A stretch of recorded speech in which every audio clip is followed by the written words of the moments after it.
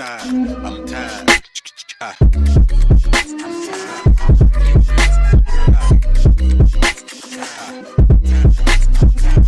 The Late Morning Program with Nam Ras Podcast.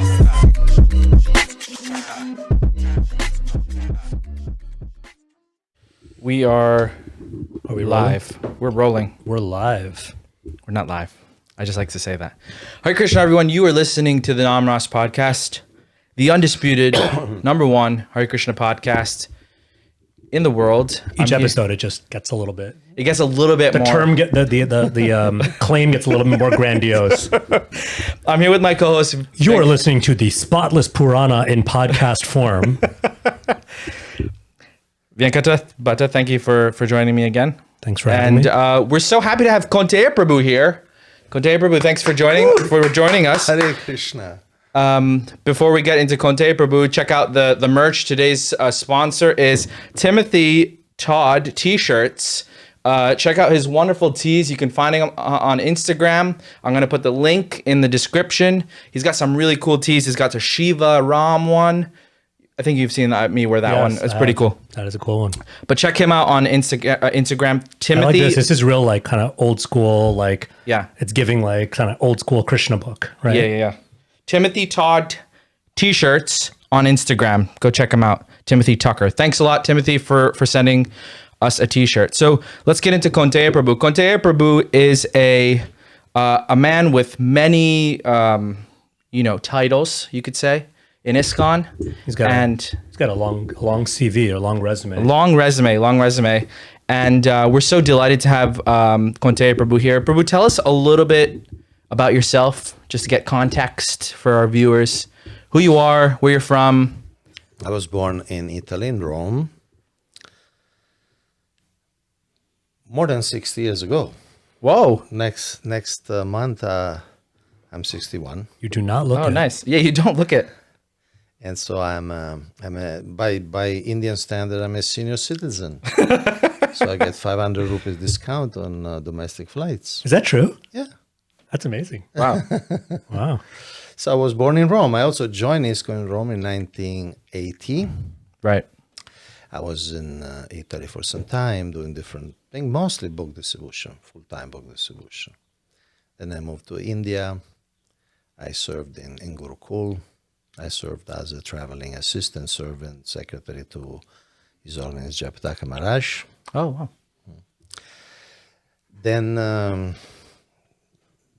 Then I started getting involved with the ISKCON Congregational Development Ministry, first as a secretary and then as a co-minister with Jayapataka Maharaj. And if just like maybe 3 sentences on what that is for those who may not even be familiar with what congregational ministry in this context means. Helping communities, ISKCON communities, grow qualitatively and quantitatively. Let's say it could be a sutra. Okay. Those were the years in which we were introducing Bhakti-vriksha concept. In fact, here in Towako, it was the first seminar, 5-day seminar on Bhakti-vriksha, which Maharaja and myself presented. It's funny to think about a time where that wasn't just ubiquitous, right? It's like for many of us, it seems like Bhakti-vriksha has always been around. It's always just been a part of... That's 20 years now. That's 20 years now. More than 25. More than 25. It was introduced. Oh, yes. right. So that was a solid aspect of my engagement. Then I joined the GBC circle as a member of the GBC strategic planning team. Mm-hmm. Then as a co-chair of the GBC organizational development committee. Workdev, yeah. Together with Gopal Bhatta Prabhu, of course, he was the senior co-chair. Mm-hmm. And other things, GBC nominations committee, GBC that nominates and screens potential new GBCs, like that. And those were the years in which the GBC started doing the ILSs, the ISKCON Leadership Sangha. Right. That started in 2012. Then the SGGS, the Sangha of Gurus, GBCs, and Sannyasis. those were the years that we, meaning of course through GBC resolution, introduced the zonal supervisor position.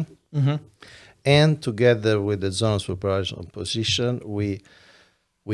the GBC, we worked on we could say the curriculum, but GBC accepted that for this zonal supervisor position, there should be some specific training, some standard training. So, and then practically simultaneously, the GBC College for Leadership Development, which you just attended in Gitanagari. I wasn't going to say that, but the cat's out of the bag. See, Namras has a reputation to uphold. He needs to be. Why is it like that, though? I don't know why it's like that, and maybe we can actually talk about it at some point. Yeah, we should. But anyways, sorry, continue. Yeah, GBC College, which it's a course for zonal supervisors. We also have another course for group leader, congregational group leader. We focus on that I don't know if I can say, but for congregational leaders. And so we did a residential in many places. This is the third time we do it, the residential, the whole course in North America. Right. Before was hosted in New Vrindavan for 2 years. We did it in India several times, from the Govardhanaka village to Pune to Tirupati, and we did it in Russia, we did it in Central Asia, we did it in Brazil for some 10 different Latin American countries. Right. Things like that. Mm-hmm. And you wrote a lot of books also, to name a few: the Bhakti-Viksha Manual, Tough Questions, Difficult Answers on Srila Prabhupada's Contentious Remarks. That's one right there. This one here. Did Srila Prabhupada want women Diksha Gurus? Varnashram Illuminations. How to mess up Varnashram by underestimating women and neglecting Guru-kula. Being a little tongue-in-cheek with the title, right? Oh, yeah, actually. That's not meant to be like, for anyone who actually wants to like mess it up. It's like, basically. The inspiration is a book that my wife wrote previously. It is How to Mess Up Your Life with Astrology. And it's a bit of an underground class. You can find that on Amazon. Yeah. And has been very appreciated by many devotees. I mean, Devamrita Maharaj, for instance, ordered 10 copies because he said, look, this is what I want to say about astrology, but because you say it in the book, I buy a bunch of books and I give it to my disciples. Right. And so when you have or when your wife has a title like How to Mess Up Your Life with Astrology, I would guess that some people just looking at the title will think, well, this is an anti-astrology book. But is that the case, or is there something else going on? It's not an anti-astrology. I mean, she is an astrologer. Right. She's a professional astrologer.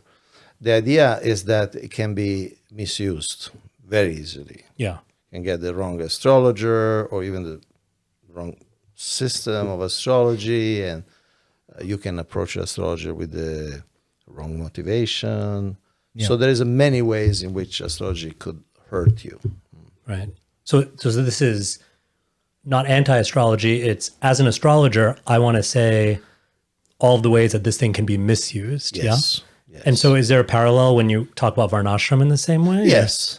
Yeah. In other words, you're not anti-Varnashram, of course, for those who don't unless someone basically is an atheist, how can we be against Varnashram? Varnashram is Krishna's system of organizing society, both in terms of occupation. I mean, you know that, but both in terms of occupation and both in terms of phases of life. I love Varnashram. I mean, I love the whole concept of Varnashram. It's a very advanced concept, even politically speaking, because generally, see, in the material world, you have 4 basic subdivision of political system, how you run a place, how you run a country. You have communism / socialism. Then you have capitalism or democracy. Then you have aristocracy, monarchy, oligarchy. And then you have, say, anarchy, not in the sense of just pure chaos, but in the sense that there is no, like, too much regulations. So the genius of Varnasrama, that means the genius of Krishna, is that combines these four approaches, because everyone in Varnasrama lives in its own dimension. So the Brahmanas work in anarchy. Among pure Brahmanas, they recognize those who have more knowledge. Just like it happens at the beginning of the Bhagavatam when Srukadeva Goswami arrives.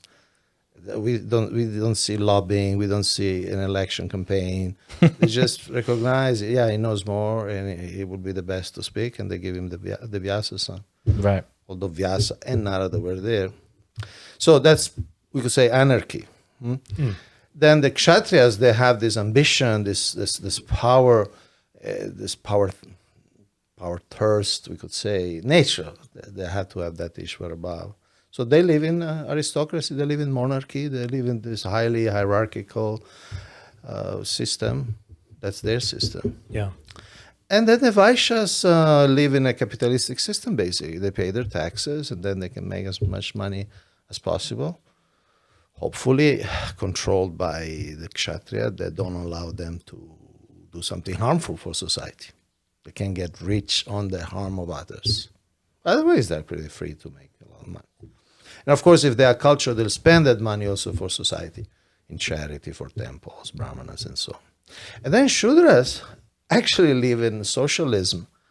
One of the techniques the British used to take control of India is to stop the organization at the village level, because villages were sometimes defined as mini republics. People had their own little subject garden, but then the land belonged to the major land belonged to the whole village, and that's communist. It's basically a socialist kind of socialist system. Yeah. And, and the British had to undermine that, you're saying? Yeah, because, now of course the British wanted to bring people into the factories and all that. So Varnasrama, there's nothing better than Varnasrama in sociology or politics or anything. Well, because it balances all four of these? It like combines because it allows different nature to live in their own environment according to their own rules. And so people can, it's like, say when you have a blanket which is too short, if you cover your head, your feet are cold, vice versa. So if you take any of those, we could say modern or mundane systems, somebody will suffer, right? In a communist system, people who are naturally Vaishya will be stunted, will be frustrated. Oh, all right. In a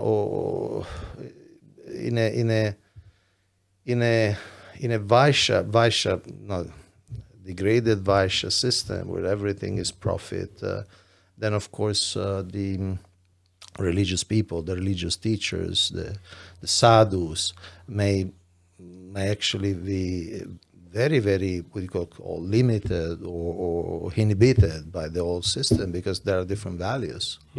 So obviously, to Varnasrama, to work, need to be based on Krishna consciousness. So there must be some strong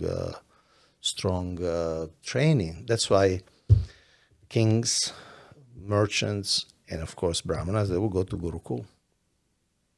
So that will give, for instance, in the Dharma Shastras, it's explained how the brahmanas will come earlier, 5, sometimes even earlier, and stay longer, say up to 25.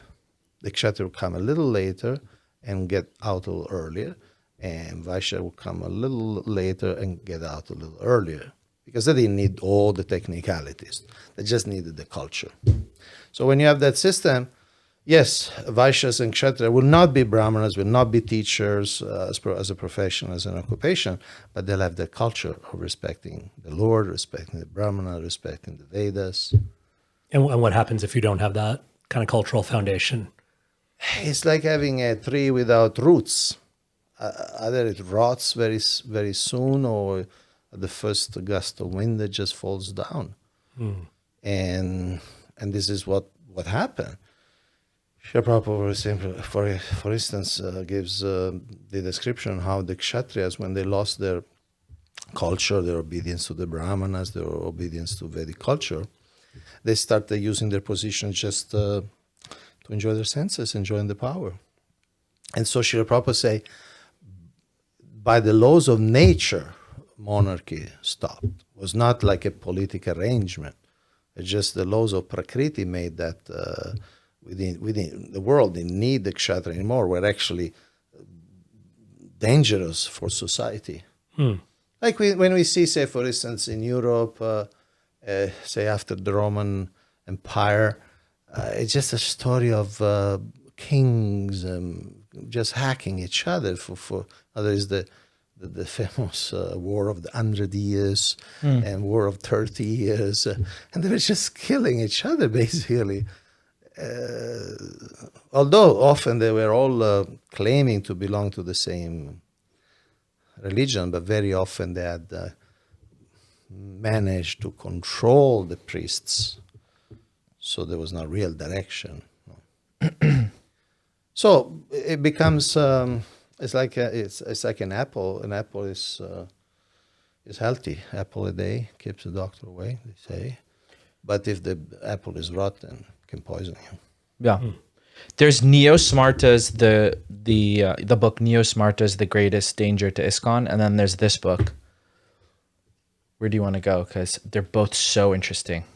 Yeah, and I think there's probably going to be overlap, right? Because even like the Varnasrama thing. But I'm sorry, you were saying? No. I'm just saying we've discussed this with like Garuda Prabhu.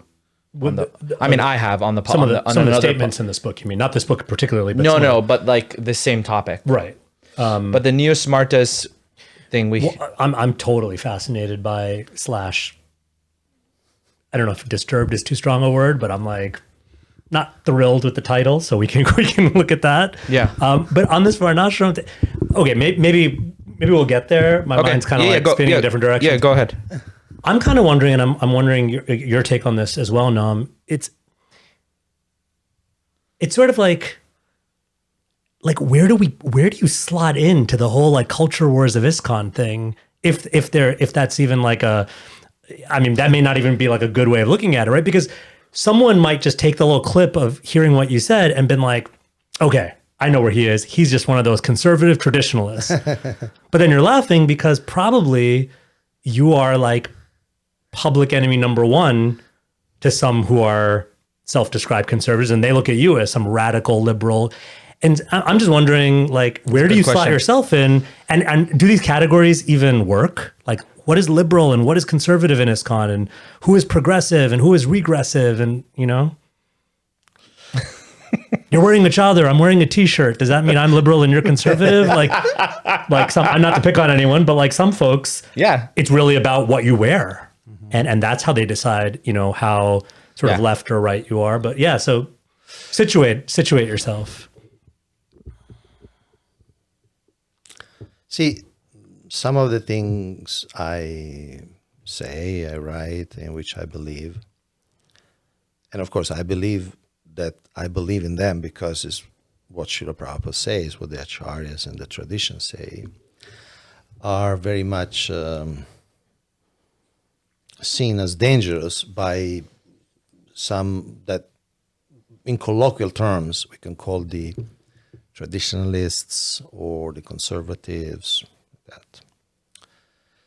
And there are certain other things that I say or promote that are seen very badly by some who call themselves progressives. For instance, my latest book, just came out 10 days ago, is Abortion, ? No thanks. And it's a simple book. It's a compilation of some posts which I did previous months, of course with quote from Srila Prabhupada. We have old BTG articles on abortion. And it's a short compendium of what I believe the Vaishnava should see. The position of Vaishnava should have on abortion. So that was hated by some people who self-describe themselves as progressives. Right. They see that as a threat or that as a kind of... Well, I heard all sorts of criticism that, I mean, if we want to get into the discussion of abortion, we can, but certainly they didn't like me being against abortion. Somebody even, more than one devotee, one even a disciple of Srila Prabhupada, to support their condoning abortion, they even quoted the Bhagavad Gita when Arjuna says, look, if we kill all these warriors, there will be unwanted population. Oh, interesting. I've never heard that before. So they say, you see? I've heard like a version of it. Wow. Yeah. Okay. So they say it's better to kill this unwanted population before they come out. Right. It seems they don't realize, or they don't want to realize, that Arjuna was stressing about preventing those pregnancies, not terminating those pregnancies. Right. Right. Because when anybody start thinking to solve the problems by killing people, that's like a vertical plunge into hell. It's a strong position. I said, so you have a strong, I mean, in other words, you don't see this as equivocal. You're unequivocally, that's your position. Oh, yeah. And so you were saying, and so you got some pushback or even hate. What about the other way? I mean, so in that case, that's a case where you're seen as conservative. How about the flip of that? You see, progressive is a very, we could say, multi-use word, because anyone who has any vision about the future think that that vision will bring some benefit. So it will be progressive in the literal meaning of the word.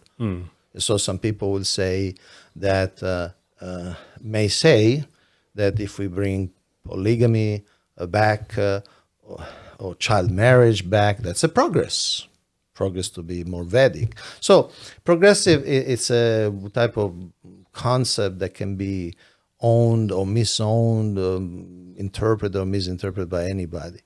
I like to make a distinction, and of course it's not the first time you're here, because it's a fundamental idea. I like to make a distinction between principles and details. Right. And I believe any Vaishnava society, for being healthy, should be very strong on principles. And then, of course, we can be very, very flexible on details. Srila Prabhupada says that right in the first canto, he says that the expert devotees of the Lord, not that I count myself, it was one of them, but the expert devotees of the Lord always find novel ways to spread Krishna consciousness.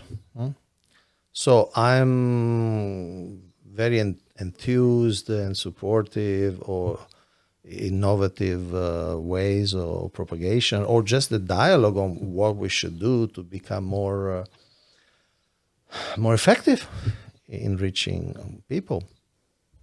At the same time, of course, without compromising principle.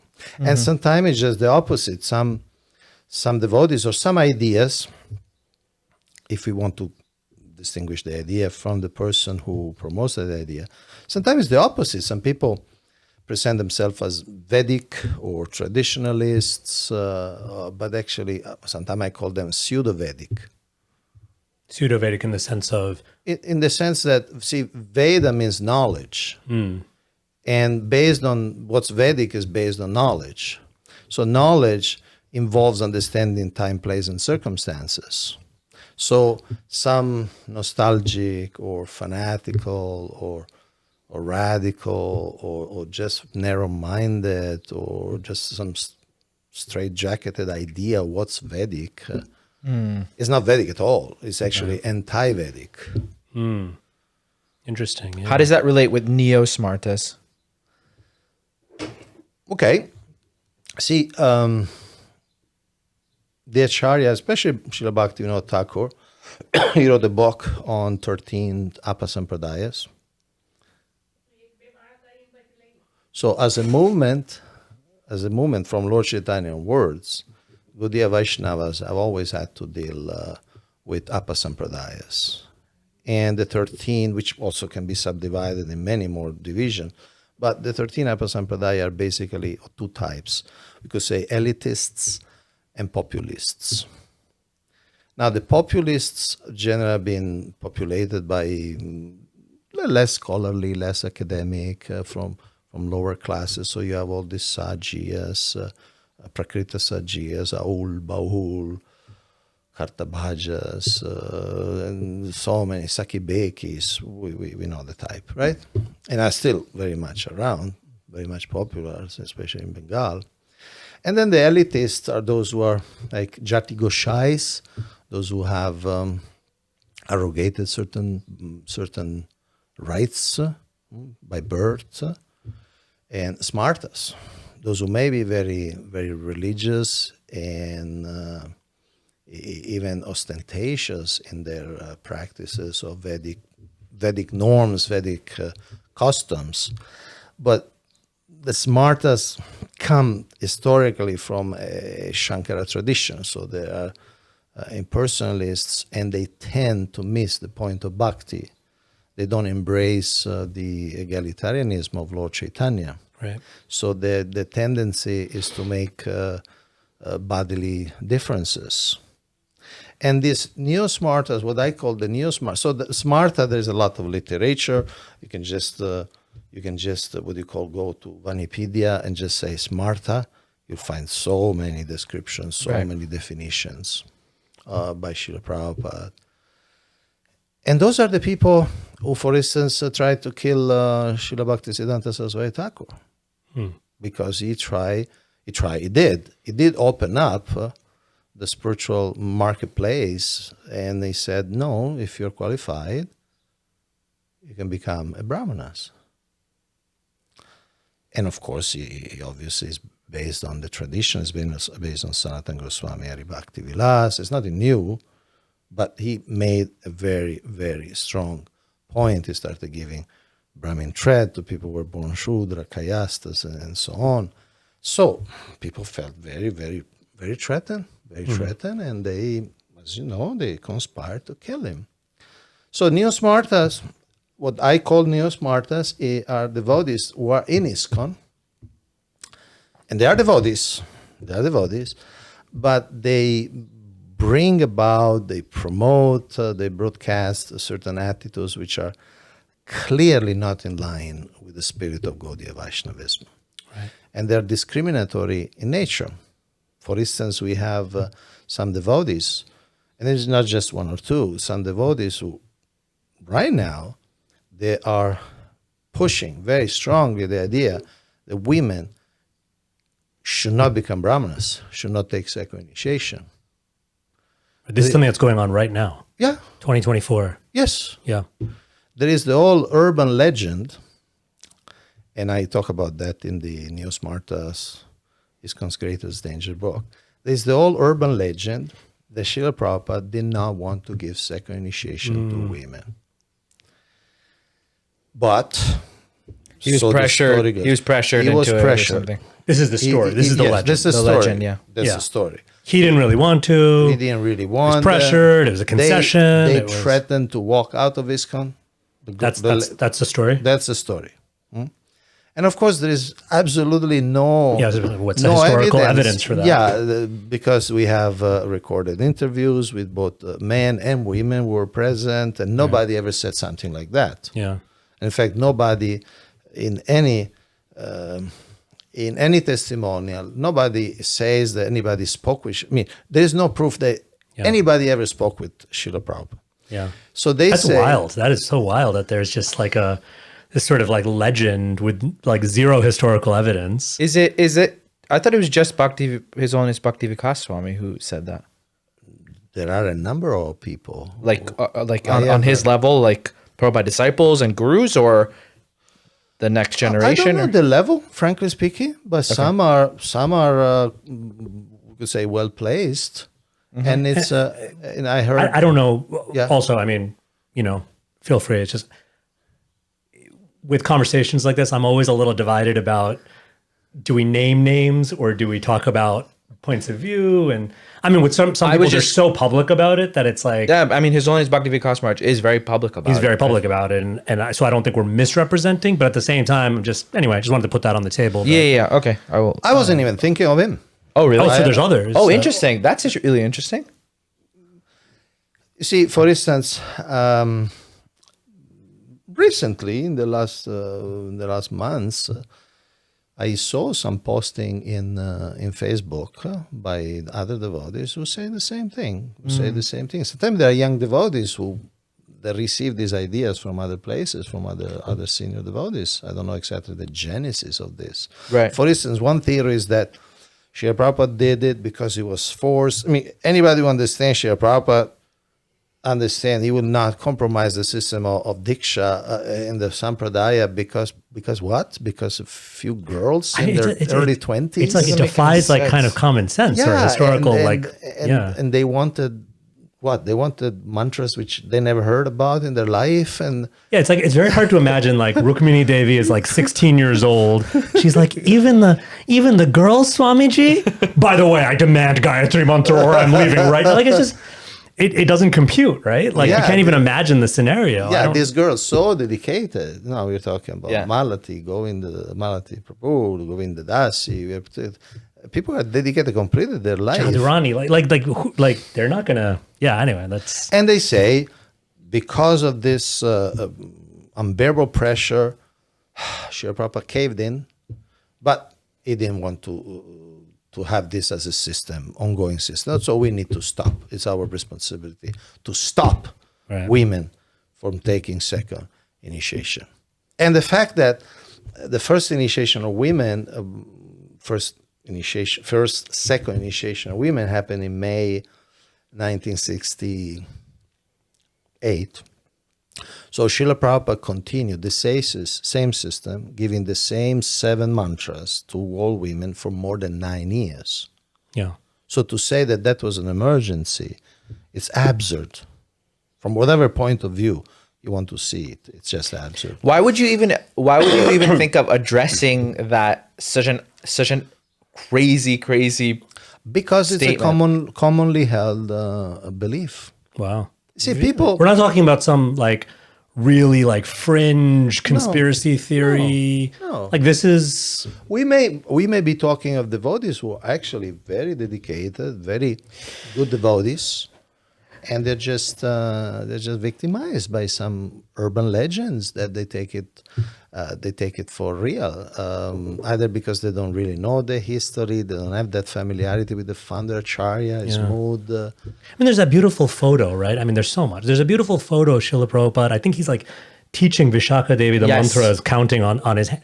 Like he himself is doing that. I mean, I don't think, if I'm not mistaken, but I think that's like more like liberal even than what gurus today do in terms of, like, I mean, he's sitting very close to her, very fatherly or grandfatherly, and just it's there. There's photographic evidence. Like that's someone that was Not only that, but in the early years, the authorities on deity worship are the women.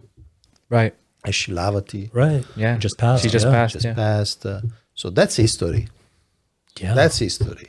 Do we just not know our own history that well? Is that part of the problem here? Many devotees, there is no like a systematic way of learning history. I mean, yes, there is the Lilamrita, but therefore, we need to expose this type of beliefs that crop in. Mm-hmm.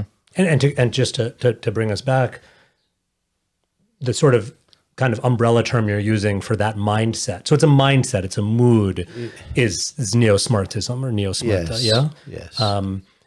Basically, discrimination based on the body. Yeah. And precluding certain aspects of devotional service just based on prejudice. Yeah. And referring to texts that they're really not so important or relevant to Gaudiya Vaishnavas. So Manusamhita, for instance, Manusmriti, yeah. Just to name one, yes. Yeah. Yeah. For different reasons. because Manu Samhita, first of all, we don't have the original Manu Samhita. And some scholars, for instance, say that what we have now is only even less than half of the original Manu Samhita. And Srila Bhaktivinoda Thakur, he writes in the introduction to his Krishna Samhita that what we have now, it's interpolated. And basically what the Manu Samhita that we have now does, it promotes and establishes the caste system against which the Gaudiya Acharyas have fought. This is Bhaktivinoda Thakur saying this, or Bhakti-santara Saraswati Prabhupada, or Srila Bhaktivinoda Thakur, the introduction of Krishna Samhita. He states. He states that, yeah. Yeah. I quote it in the book. Right. And of course, that has been the mood of the Vaishnava Acharya and the Bhagavatam itself. Narada Muni, 7th canto, says one should consider people according not to birth, but to the quality they manifest. And of course, in normal circumstances, people manifest mostly the quality from their family, from their tradition, for their family culture, standards. But they should not preclude the fact that others who show those characteristics, they should be considered according to that Varna. I mean, that comes over in the Upanishads. Sure. Yeah. Yeah. So when we deviate from that clear understanding and we start introducing so many rules which have been consistently rejected by the acharyas, but they go against the spirit of Lord Chaitanya, then it means that we have all these Apasampradaya influences which spoil the understanding of the philosophy, the understanding of the sociology, spoil, they bring in an artificial idea, or there's artificial conception. Not only that, but preclude our capacity to address the world. Mm-hmm. Because people, and legitimately so, they will see us as the Talibans or the ISIS, because the mood is very similar on certain areas. What other examples can you give besides not giving women? So gender is one part of this, right? It's gender is a great part of it because, of course, women are of humanity. And I would say that is the strongest discrimination, also because some of those I recognize as leaders of the Neo-Smarta infiltration, they're not even from India, what to speak of from Brahmin family. So they can't possibly stress that bodily concept. Right, they'd be talking themselves out of it. Yeah, out of they would be completely. Although they do it too. I've heard wild stuff in that vein as well. And that's why it's so weird. I mean, the people, according to Manu Samhita, the people who are now promoting Manu Samhita, they cannot touch Manu Samhita. According to the Manu Samhita itself, right? It says this is for Brahmanas born in Brahmana's family. So we have devotees, and I repeat, they are devotees, who they promote something. It's like a catch-22 type of thing. Yeah. You want to promote a book that yourself you cannot touch according to that book. Yeah. So we have an absurd situation, like a surreal situation. And what's very surprising is how some of these devotees get so much following, or so much... They make so much noise that some younger devotees, they take them seriously. Yeah. And they misinterpret and reinterpret Srila Prabhupada according to those lenses. Right. And so when Srila Prabhupada, for this, I gave an example which happened and which I quote. There is the installation in Los Angeles of Shishi Rukmini Dvarakadish. And Srila Prabhupada speaks about different things. And sometimes he speaks about the past. He says, women did not need initiation because marriage was their initiation. They would just share the credits of their husband. He says a certain thing. Right. But some people fail to distinguish between description and prescription. Right. When he describes certain things, because that was the system. Right. It was the system. And then they take those descriptions as prescription, as instructions of how we should live, which was not what Srila Prabhupada ever did or recommended. Yeah. For instance, when we were having those exchanges on Facebook, one Srila Prabhupada disciple, Yashomati, Prabhu Mataji in Mayapur, Yes. Yes. she revealed that she was initiated as a Brahmin when she was not married.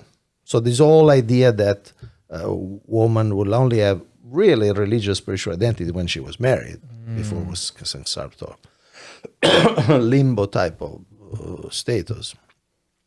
And it was just not true. She became second-initiated, sorry, and had pujari before getting married. So that was not certainly the system that Srila Prabhupada wanted to establish. Do you want some water, bro? Chug some. Maybe that could help. In your room? Thank you. Yeah. Is there some cooking going on with some spice? There's some, might be. I'm sorry. This is one of the things when you have a podcast studio that is also very domestic. There's lots of things happening at any given time. It's fine. There's Gujarati being spoken in the background. There's chonks being chonked. There's all sorts of stuff going on. Should I do the traditional thing, non-touching? It's quite spectacular. You know, we're all going to judge you. So, you know. It's quite spectacular. You're gonna, Both ways, if it works, if it doesn't. this is going to determine whether you're a conservative or liberal right now. This is the test. How do you drink your water? Oh, Hey, how do you did You it. did it. didn't spill a drop.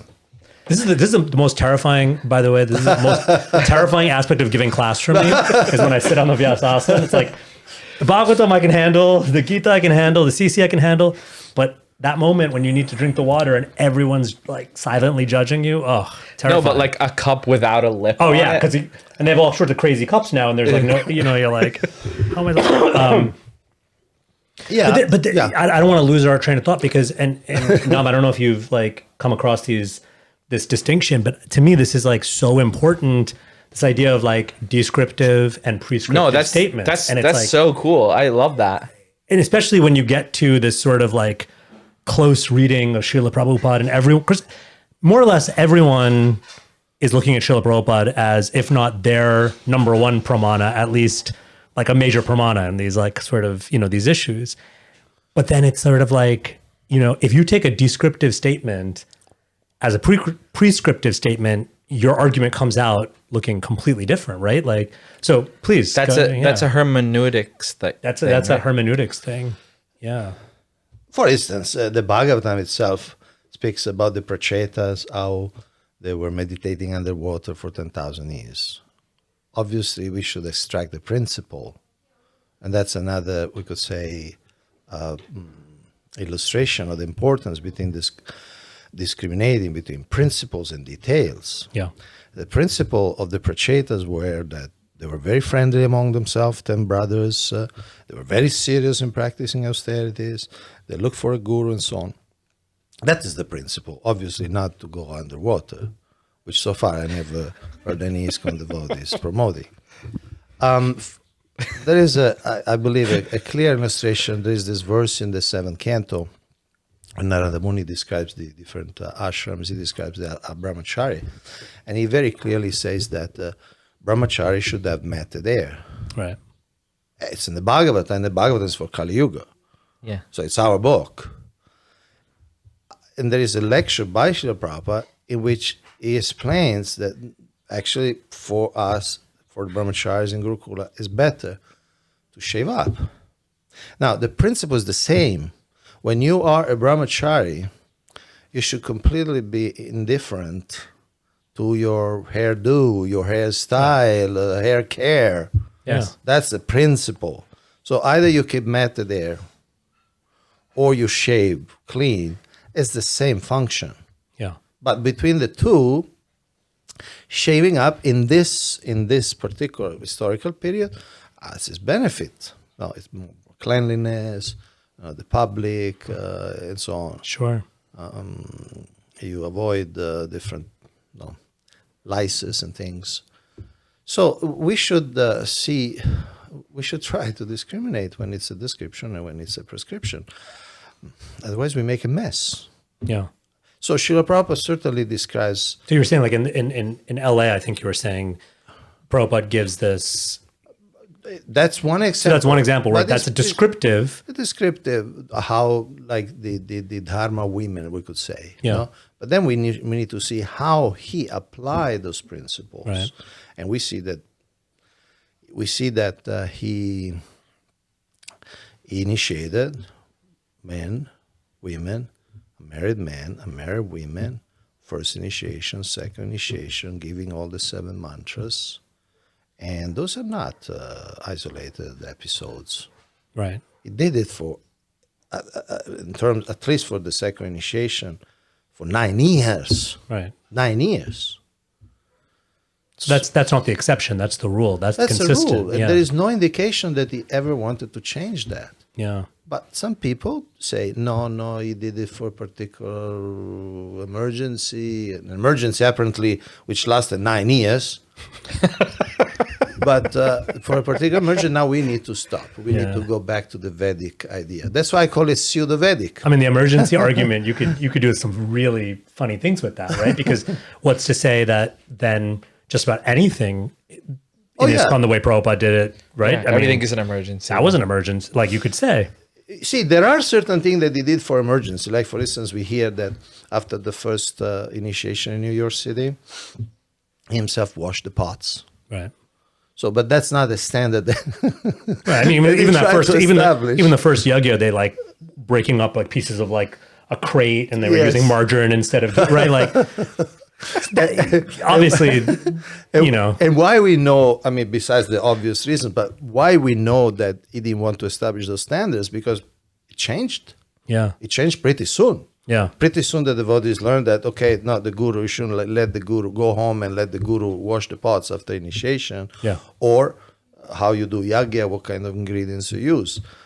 Obviously, those were emergency or very particular situations. Were not the standard that he tried to establish. Yeah. I think Satsuru Maharaj tells this story. I hope I'm getting it right. But the way I remember it, he said that I guess Prabhupada used to keep for tilak, he used to use this like fuller's clay before like Gopi Chandan was like available, and somehow or other would store it in like a coffee tin for Folgers coffee, which is like a popular American brand of instant coffee. And there was like a thing that, you know, in their sort of naivete and their desire to please Srila Prabhupada, it was like, you know, this thing that we have to keep now Folgers tin cans. Right? It became almost like a expectation that until maybe Prabhupada himself or someone was like, no, like that's not like an eternal principle, right? But those things are pretty clear either by context or by Prabhupada himself, as you said, sort of saying, okay, well, yeah, that, you know, I may have done that in the beginning, but something like, you know, when we're talking about giving diksha, who to give diksha to, how to give diksha for the period of 9 years, if Prabhupada's not changing that and continuing that, it's a kind of a stretch to say, oh, but wink, wink, he really would be much happier to go back to this imagined, you know, Vedic standard. What's the end goal there for those who say that women should not get second initiation? Well, the first thing that comes to mind is that you should ask them. Right. The second thing is that... oh, wait, before you go into that, I get criticized for only bringing on people who are like pro-women Diksha gurus or pro, you know, that kind of thing. So I just want to say, officially, if you want to talk about, if you're anti-woman Diksha guru or anti-women anything, please come and contact me, because I want to hear what you have to say, because, or else I'm, you know, allegedly being, you know, Biased. Skewed. Please. Secondly, a feminist, right? which is used as a dirty word, as an insult, you know, in a denigratory way. By the way, just in case, like, I would love to come back to that also, because I have a question for you about this idea of feminism. But okay, but please go ahead. We'll come back to it. Well, I mean, I don't want to mention any names, but it's a fact that some of the leaders of this type of mentality or ideas, everything indicates that they have some psychological problems in relation to women. Really? Rooted in their childhood and sometimes the absence of the mother. So you're just saying it's just sort of internalized misogyny that's being philosophically kind of Justified. misogyny, xenophobia. In other words, see, we, and I include myself, we often mask ourselves, our psychic situation with the philosophy. In other words, when we speak, we use the philosophy. We use the book and the quote and the text and the shastra, but actually we are just filtering everything through our mental models. And if those mental models are not completely healthy, we'll have a sick vision of reality. So we may think that we successfully reference some shastra or this or that, but actually we're just kind of exhibiting our psychological maladjustment. And I believe in that camp, there is a substantial portion of that. And in one sense, that's why it's so hard. That's one reason why it's so hard to have a productive dialogue, because we are not really talking about philosophy. Is it? Do you think it also might be like an attachment aversion thing? Yeah. Yeah, like that kind of. Yes. I mean, not to oversimplify, right? But like, Of course. Either it comes out in like a kind of extreme negative attention, or it comes out in extreme positive attention. But Yeah, and we have a different. Unfortunately, we have different examples of different forms of that. I mean, you probably know that there was a sannyasi who was exemplary in many other ways in the 70s, who formally proposed to Srila Prabhupada, sannyasi from North America, formally proposed that all the women should be shipped to Australia. You heard that? yeah, I did hear that, yeah. And it's something that I confirmed with different Srila Prabhupada disciple like contemporaries. it was a real suggestion. It was a real earnest suggestion. It wasn't. It was a real suggestion for the good of the movement. Yeah, Because people will do this very strange thing of getting married, Right. So out of sight, out of mind. That was the idea. And this was in the just to give some historical context. This was part of something that kind of became, I don't know who first came up with the term for it, but kind of a fratricidal war within ISKCON, right? Like even in Prabhupada's like lifetime, like this became a real clash between sort of some renunciates and some grahastas, or no? There are different phases. For instance, Hridayananda Maharaj calls the years up to 69 or early 70 the golden age of ISKCON. He calls it golden age because I would say bhakti, the practice of bhakti and the place of ISKCON in the world was more like, we could say, normal. There was the sense of brotherliness between men and women. And a kind of family motif. Family mode. And we were very much in society. Of course, at that time was mainly the hippie movement that we penetrated and influenced. But we were really impactful, and we were not seeing women like it became later, because at one point, actually, colloquially, devotees will call the ladies gopis, right? And then started being mayas. And That's interesting. historically and psychologically, you can see that it happens when ISKCON became more militarized at the beginning of 70s, Right. when Srila Prabhupada, of course, with the best of intentions, started giving sannyas to very young people who actually, most of them couldn't maintain that ashram. So for them, women were not mother or sisters, but they were the danger, the enemy in one sense. It's such an interesting, just even to think about theologically, right? How the analog changes from mother, sister, or even gopi, which is kind of, it may strike Innocent. us, but it's so charming, right? It's so like endearing in a sense that they were like having those, like that genuine sort of pure-hearted affection, and then to look at it as Mayas, right? Like Maya Devis, in the sense of like, you are a danger to me, you are a threat to be at best navigated, at worst eliminated or gotten rid of, like sent to Australia or whatever, right? Like that's so wild. That's so wild. And yeah, it's kind of like, I guess both sides are there in our theology, but what gets what gets sort of selectively elevated and taken out of context tells you a lot about what was going on psychologically for them, right? Yes, anything can be done in the three gunas. Yeah. I can understand that a woman can be Maya for me, and a man can be Maya for a woman. I can understand that, but I can express that in a sattvic way, being civilized in my relation with women, not taking undue liberties. Can be done in a passionate way because, okay, he's a Maya, so I must be better than her. So passion, no hierarchy, the verticality, or can be done in a tamoguna, that they're Maya and we don't see the soul, we just see an enemy, we just see an entity to minimize, to be neutralized. Yeah. So what was Prabhupada's response to the send him to Australia? He didn't send them to Australia, obviously.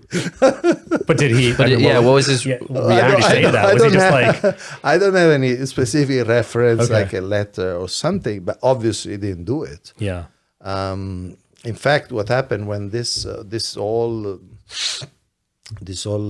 tension between, say, Grihastha and Brahmacharis and the Radha Damodar party and the temple presidents came to a head in Mayapur, then Srila Prabhupada was very upset, very, very, very frustrated. Not that some of the leaders, in their sincerity, in their enthusiasm, in their youthful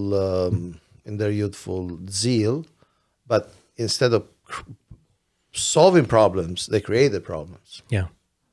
Which are not necessary, really. You don't need to create those type of problems. I mean, we don't need, back to Varnasrama, we don't need a confrontational relation between the genders, and we don't need a confrontational relation between Brahmachari and Grihastha. Yeah. That's a very, we could say, tamasic idea of Varnasrama, or application of Varnasrama. Right. Varnasrama means harmony. Varnasrama means everybody helps everybody else. And one could even say, I think, that, to the extent that there is conflict, let's say, between the ashrams, that's probably an indication we're not doing Varnashram very well, right? Even because, as you said, if there's genuine Varnashram, there should be some sense of harmony and like sort of harmonic interdependence, not just between the Varnas, but the second half of Varnashram is ashram, between the ashrams. Yeah, also because, see, we are talking about adult converted people. No, people convert in the adult life, right? So they don't have a Varnashram background. So if you are a Grihastha of the higher groups, Vaishya, Kshatriya, Brahmana, you have been to Gurukula, you have been a Brahmachari. So how can you be against your alma mater? You follow? Yeah. So it's like that was me. So how can I be against my past me? Right. It's almost like there's built-in empathy because I know what that's like, and I respect different phases it. Yeah. of existence. Yeah. There's no confrontation. There's no opposition. It's different phases of life, of rites of passages, right? So, but when we don't have that background, it's like a tree without root. Then we tend to think we start making up stories, and we see it not in a mature way. Yeah. See, I say quite seriously, I say that Varnashram has two roots. Gurukula and breastfeeding. Really? I believe that for a sane society, in terms of education, there should be this principle of full immersion Krishna conscious school. And for psychological health, the baby, male or female, need to spend enough time with the body of the mother.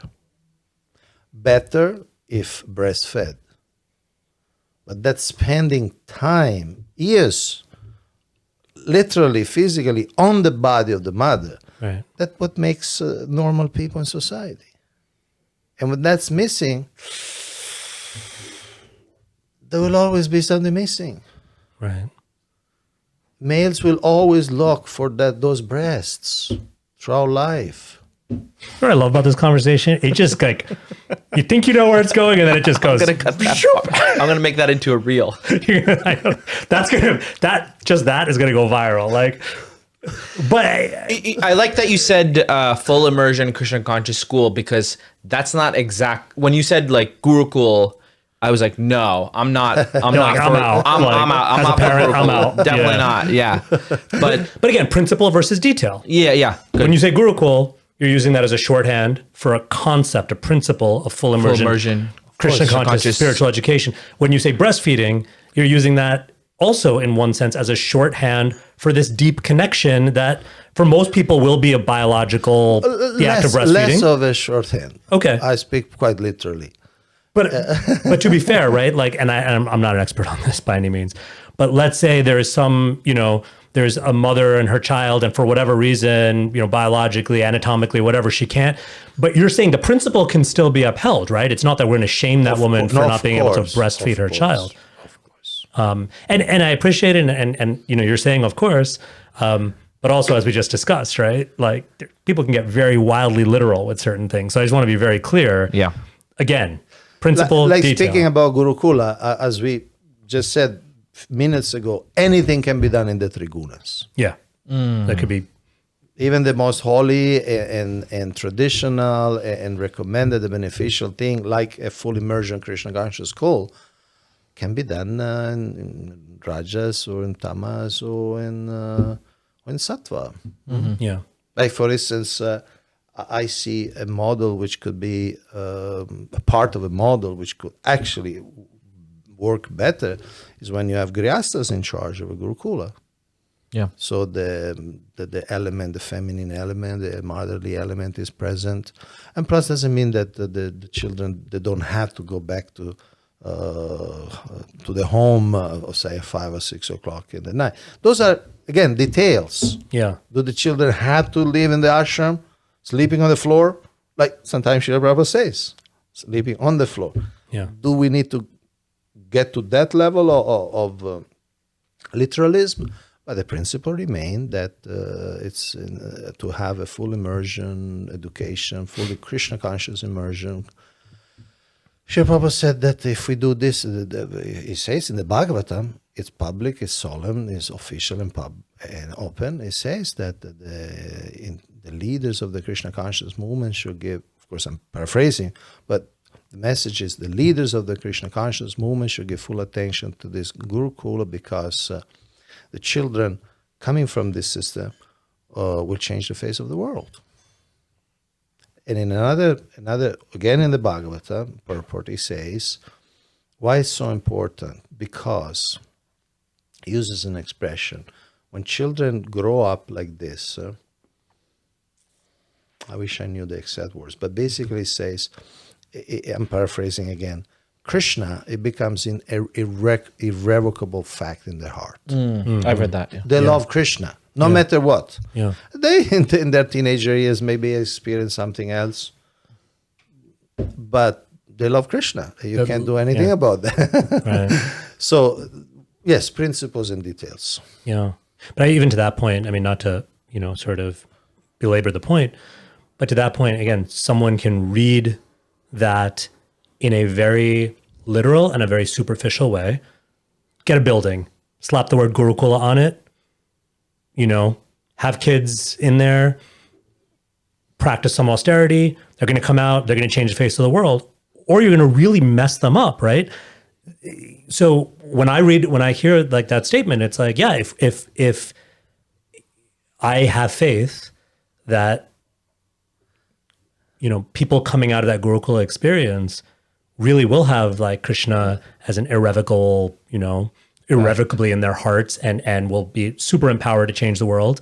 And the burden is on us to give them a real Gurukula experience, not just in name, but in terms of the spirit of Gurukula that we're talking about, this full, healthy immersion. The word Gurukula may start with guru, right? Yeah.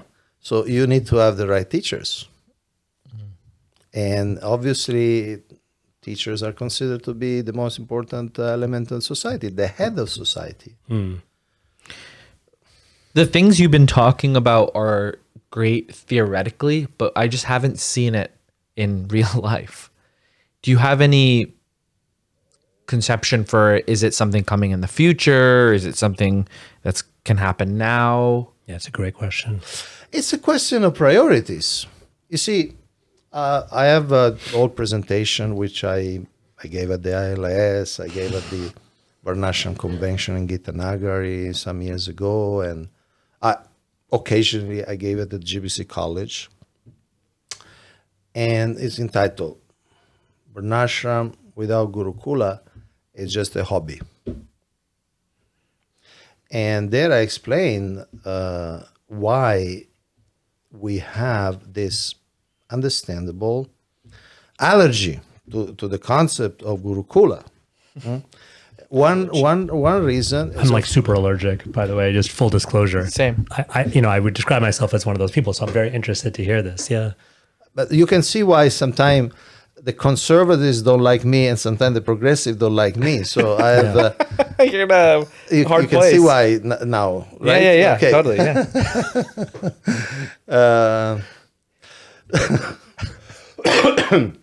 So I analyze. First of all, we are still working the trauma of the past, even very recent past. Yeah. Yes. Okay, so do we have a knee-jerk reaction just at the sound of the word? The whole thing appears radioactive, and it has been to some extent radioactive. Keep going. Oh, we lost one of the cameras, but keep going. Okay. Another reason is that very few devotees want to spend their adult life taking care of children.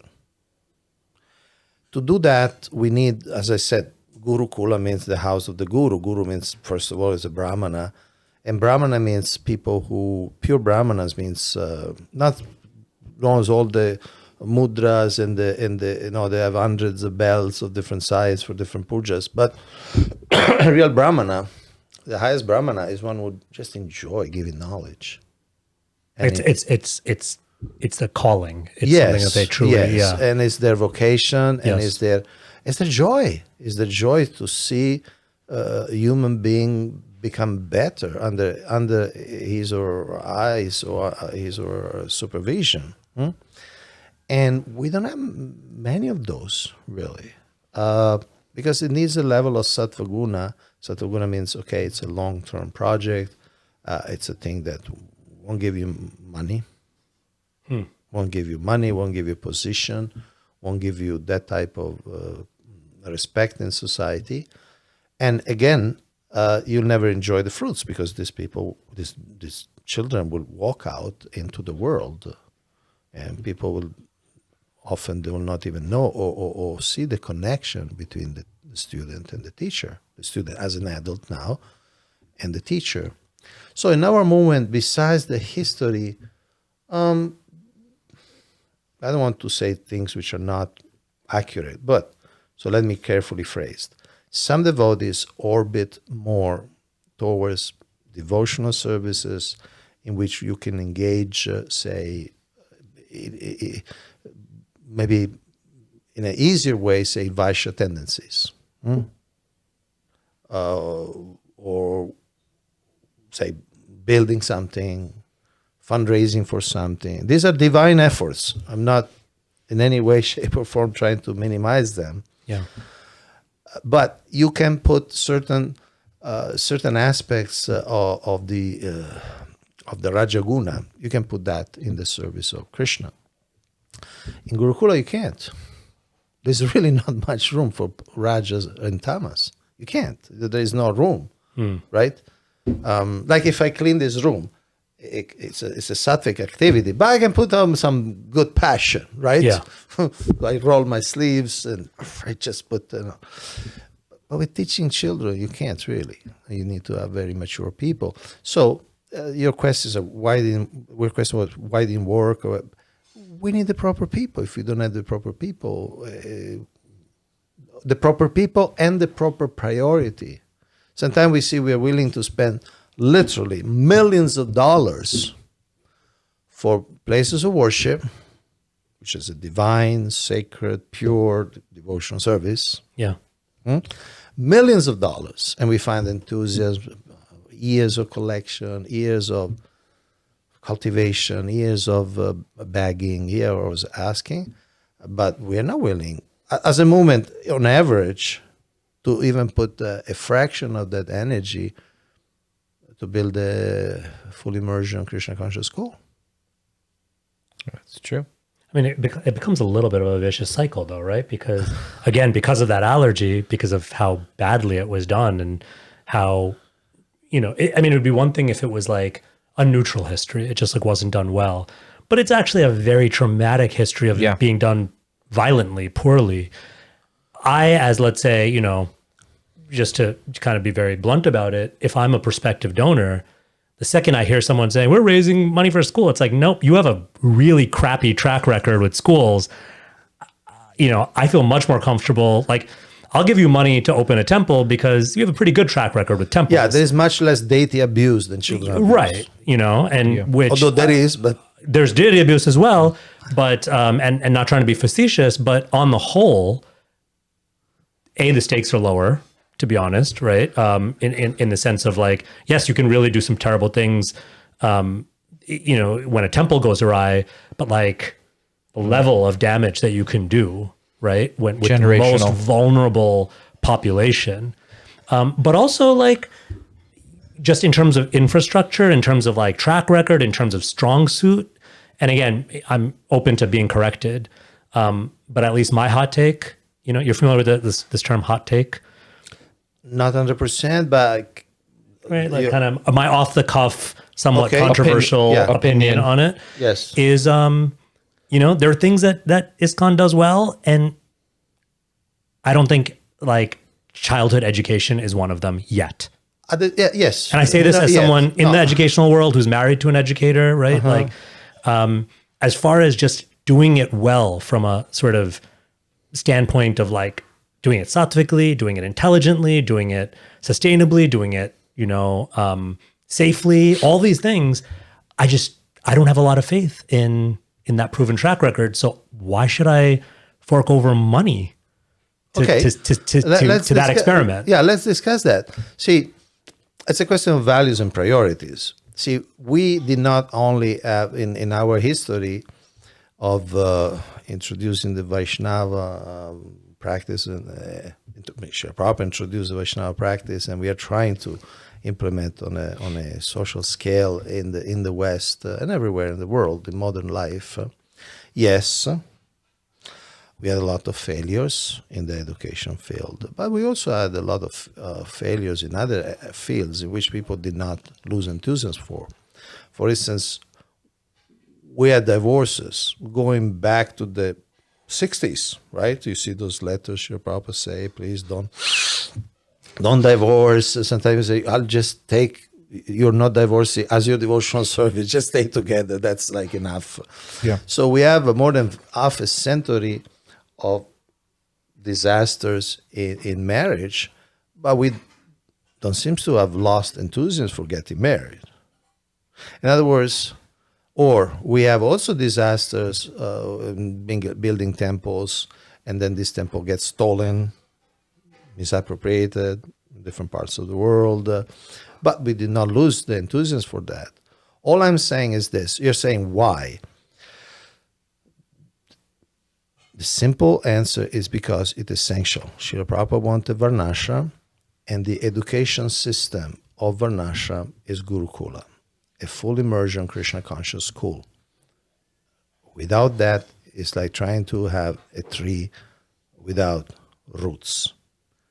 Should we be cautious? Yes. Should we learn from the past? Yes.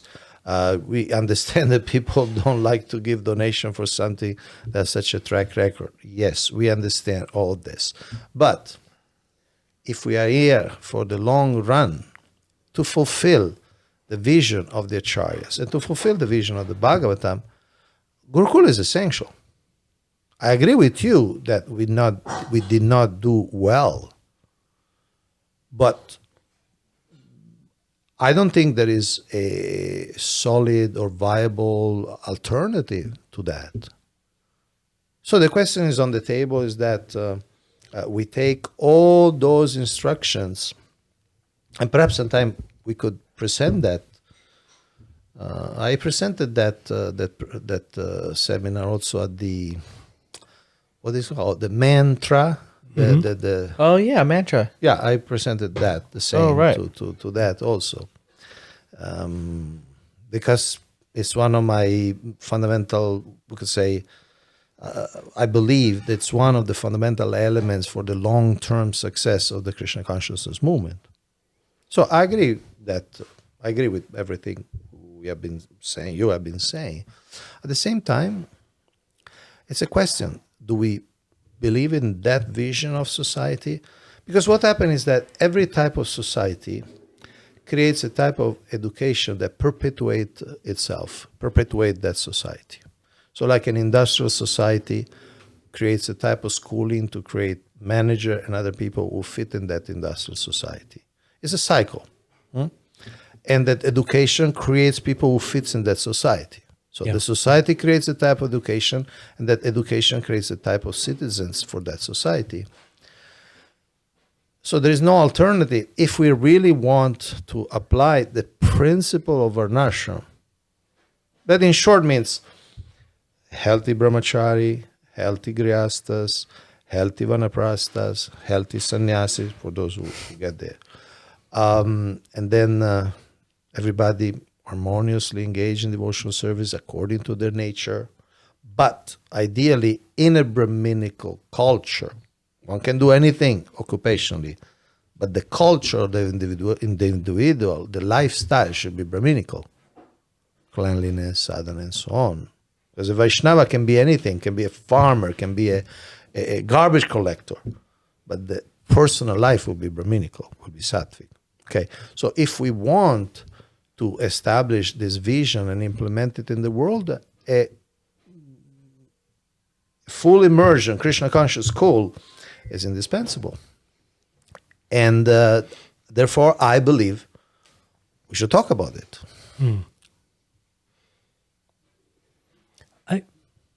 And the first phase, of course, just like churning the ocean, the first phase, the poison comes out.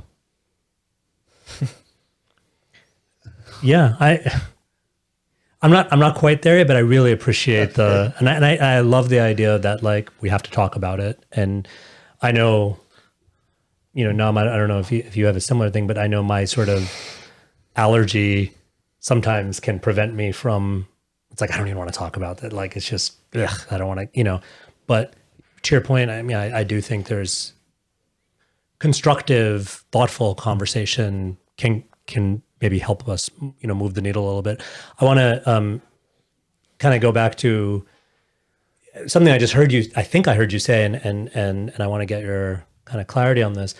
When you talked about Varnasrama just a few moments ago, I thought it was really interesting and really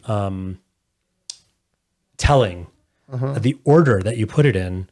You said healthy brahmachari, healthy grihastha, healthy vanaprastha, healthy sannyasi, and then you started talking about everyone sort of being engaged according to their nature. And at least from the devotees that I've heard over the years, who seem to be very excited about Varnasrama by their own sort of to me, always seem to want to jump right into like Varna and being able to be like, let's figure out a way to distinguish everyone's Varna from everyone's Varna. And this person has, and to be honest, if I can be kind of honest about it, it often seems to be in a very like stereotyped and very like superficial way. Like, oh, let's just get all the people who are really like into being strong and fighting, and let's club them over here and say, these must be our Kshatriyas. And then you get the nerds over here and you're like, this guy's really like into books, so he must be a Brahmana. And, you know, and I mean, maybe it's a little bit more sophisticated than that, but truthfully, sometimes not much, right? And what I've kind of been struck by, and here's the kind of, you know, the question for you, or I want to just get your sense of this, is I haven't heard all that much thoughtful. It's almost like we take the ashram part for granted. And yet the most, in my not so humble opinion, the most sort of successful, dynamic projects within ISKCON that I've seen are the ones that really pour lots of energy into, okay, if we're going to have brahmacharis, what does healthy brahmachari life look like? What does healthy grahasta, you know, communities look like, right? Like, and I don't want to like name call certain communities over others, whatever. I have my own experiences, but wherever I felt like, wow, this seems to be a really like dynamic project or community, it seems to be where they're really thinking very deeply about what these healthy ashrams look like. And they're not so worried about figuring out immediately who is a Kshatriya, who's a Brahmana, who's a Vaishya, who's a Shudra. So, I mean, not to oversimplify, but could it be that we kind of have it, what is it, the expression, the cart before the horse? And we should really be focusing on figuring out like our healthy ashram system and then thinking about Varnas? Obviously, when we deal with society, you need to deal with simultaneously everybody, because everybody will be at different phases of life. So you can just say, okay, now we deal only with children, or no, the adults we forget, or we deal always only with adults. See, the ashram part, especially in traditional education, that's that's the root and the source of people's culture, and also very much of their values in life. So if a Vaishya would be generous, it's because besides the goodness of his heart, is because he grew up with Brahmanas. He knows that Brahmanas are good for society. He has a sense of gratitude. He has a sense of respect. And Shudras, which by the way is not an insult, or shouldn't be. Shouldn't be. Is not intended as an insult. In fact, in one sense, it's the opposite. When we say that in Kali Yuga, whoever is born as a Shudra, means everybody is born within the boundaries of Varnasrama. It's after that they slipped out of Varnasrama. Anyway, that's an interesting take on it. In other words, it's actually an uplifting statement to say everyone's born a Shudra, because everyone has sort of an opportunity within Varnasrama. Entry level. It's an entry level in Varnasrama. Right. Then you get out because of sinful activities and so on, different degradations.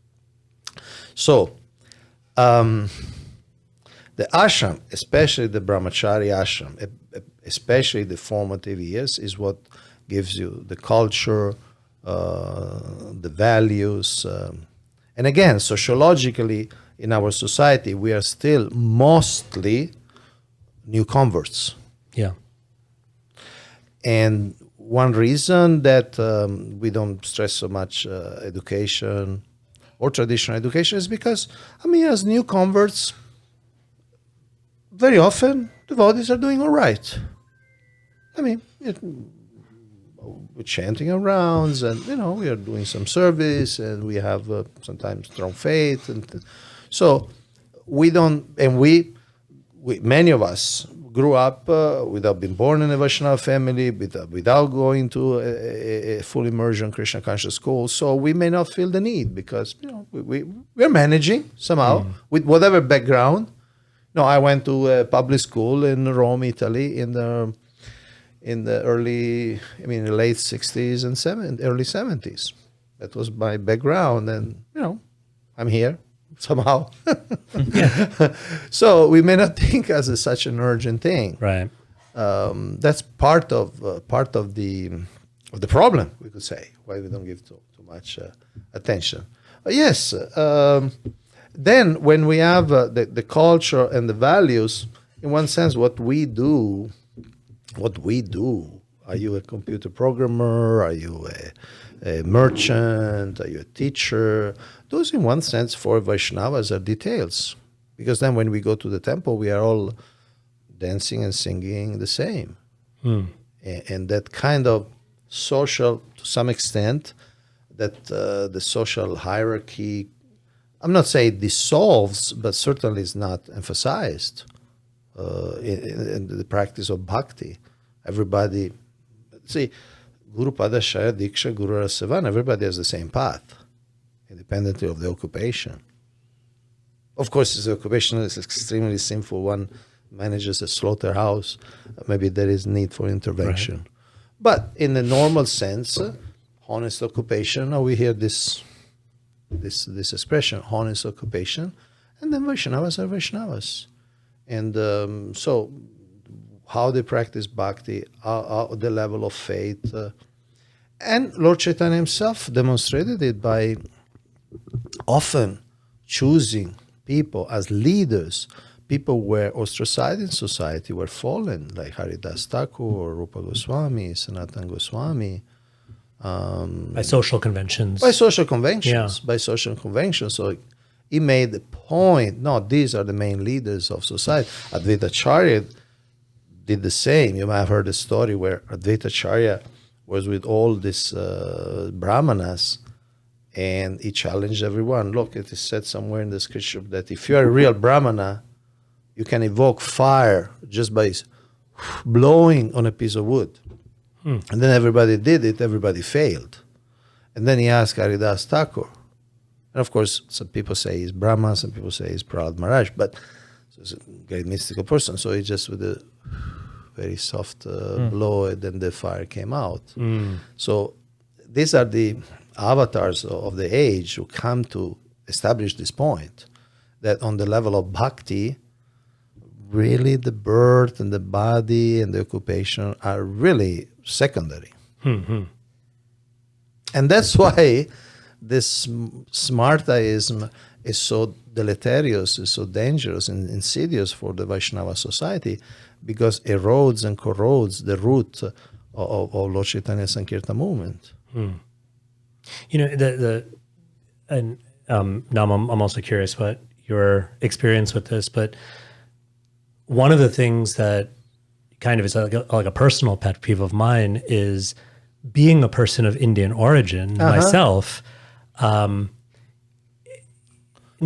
Not all, but as you said, many sort of the strongest, or maybe we can say the most vocal proponents of this kind of like, you know, uber Vedic culture, or whatever you want to call it, right? Yes. This sort of hyperbolic Vedic culture. And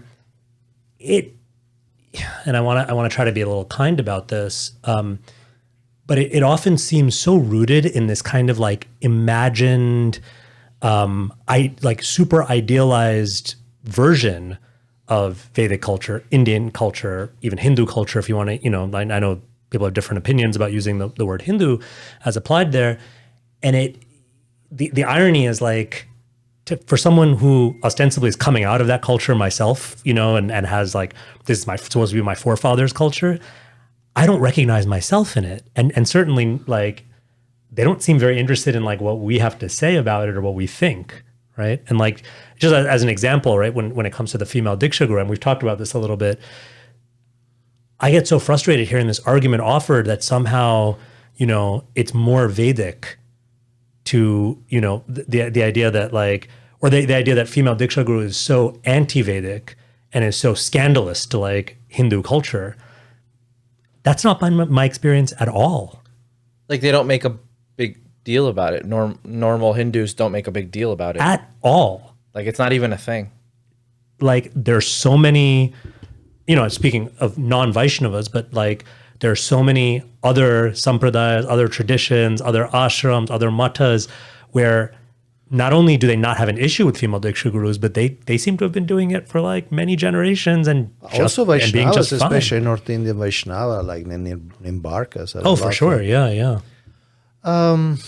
So, I mean, I guess what I'm trying to say is there seems to be, there's something that's kind of off-putting about that, maybe just to me personally, but it's like, I think the expression that comes to my mind is more Catholic than the Pope, or is that what the expression, more Catholic than the Pope? Yeah, It's yeah, like yeah. it's like being more Vedic than like, being more Vedic than the Vedas, being I more call Hindu it- than the Hindus. It's I like, call it nostalgia of an imaginary past. yeah, oh, that's great. Nostalgia of an imaginary past.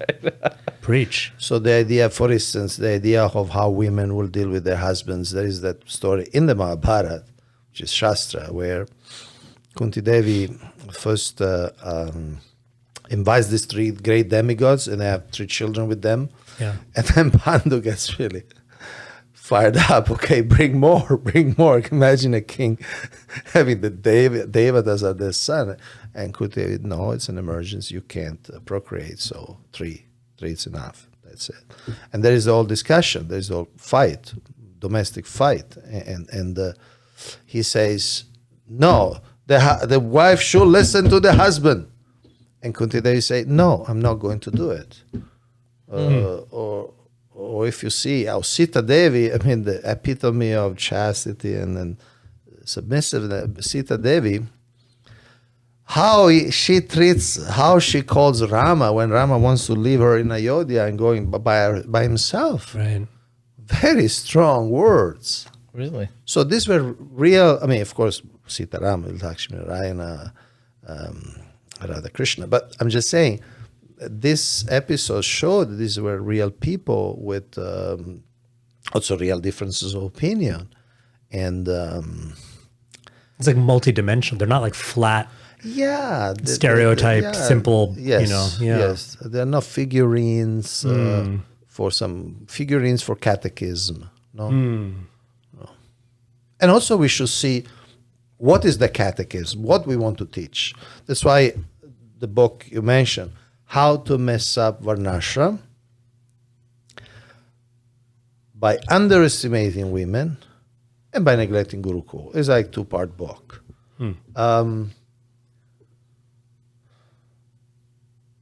So I chose the title Underestimating Women because nobody can argue with that expression. Nobody can say, no, I want to underestimate women. I guess they can say, I'm estimating exactly at the right. Yes. So we need to go back to our founder Acharya, how he dealt with the women. We need to study our history, understand the context, understand it was not an emergency, it was a vision. Because some people really believe that would be progressive, meaning beneficial, Right. to say keep women illiterate. Don't send them to school because then they will be submissive, right? They have no marketable skills. So they have to just listen to the husband. That would create a new golden age. And I believe, in one sense, the opposite, that the principle is protection of women. Yeah. And a father should equip the daughter in the best way so that she can be protected in life. Right. And especially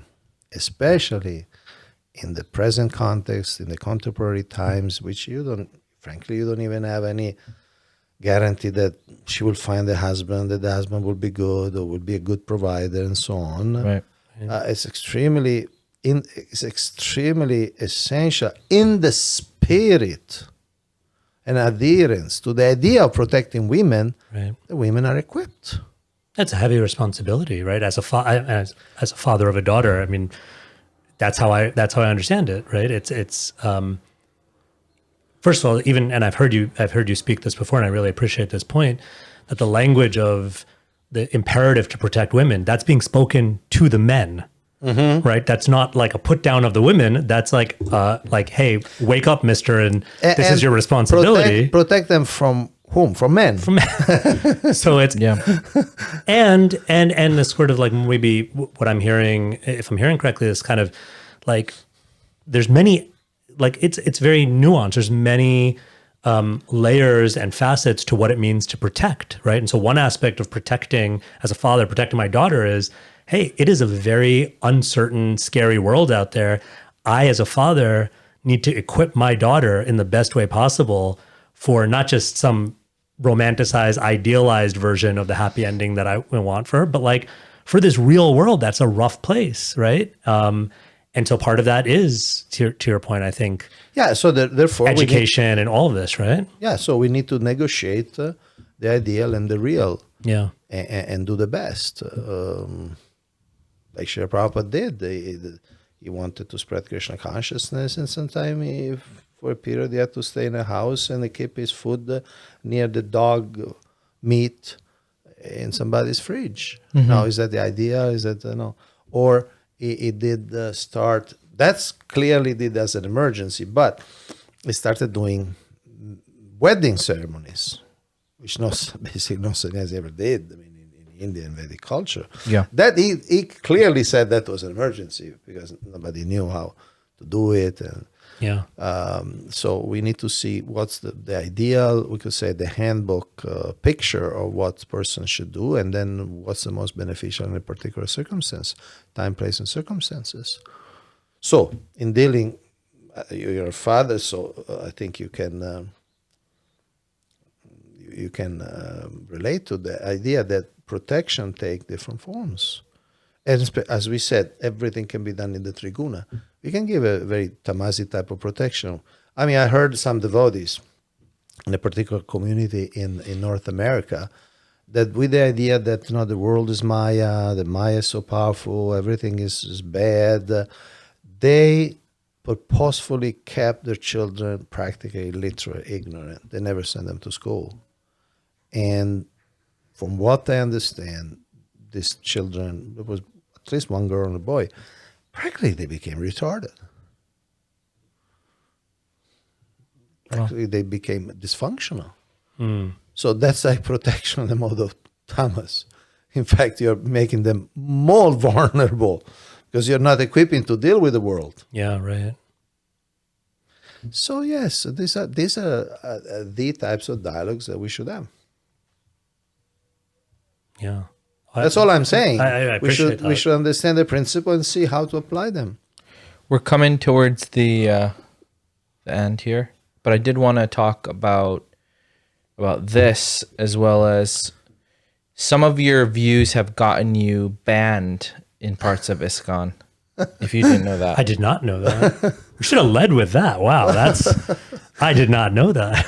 The journalists in you come out. yeah, right. The school. Could you tell us a little bit about? I mean, you don't have to go into specifics, but you can if you want to. But just how you felt about that, and what are your, you were telling me. He was telling me earlier. It's like a badge of honor. yeah. Well, it depends on who's banning you, right? Like, right. Might be an indication you're on the right path. I don't know.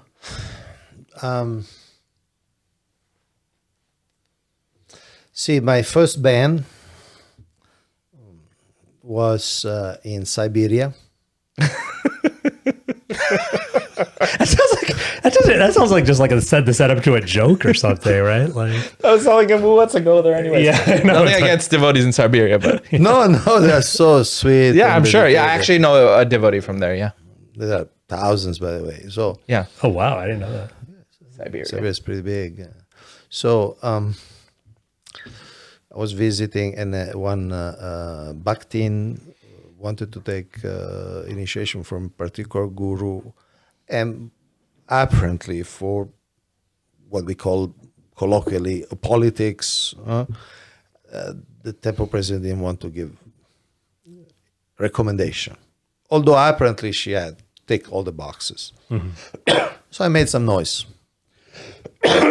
Some noise with the local GBCs and so on. So this person, who was, by the way, simultaneously temple president in 4 different temples over a range of like hundreds of kilometers, and was also a very empowered preacher. He made tons of devotees. So he banned me. He just said, no, you can't come anymore to Siberia.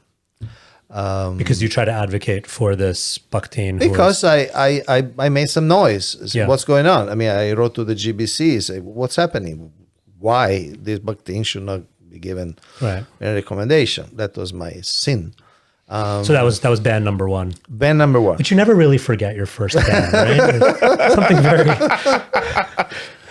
then then this person unfortunately left the movement, created his own institute. Basically, people forgot about that. I wasn't even informed that I was banned. I learned months later because in a conversation with a Siberia, but you know that you're banned in Siberia. Really? I didn't know that. Anyway, and then I came back to Siberia. Nobody ever mentioned the ban. Okay, that was my first ban. My second ban was from a country in Europe. That's about as specific as you're going to be. What shape is the country? What's the first letter of the name? A country in Europe in which I observed some anomalies in the selling of a property. Okay. I'm not implying, because I don't believe there was any desire to steal money or anything. Right. But there were some anomalies, demonstrable anomalies. Okay. And I made some noise about it. And I also brought into the discussion other anomalies which I observed in that place.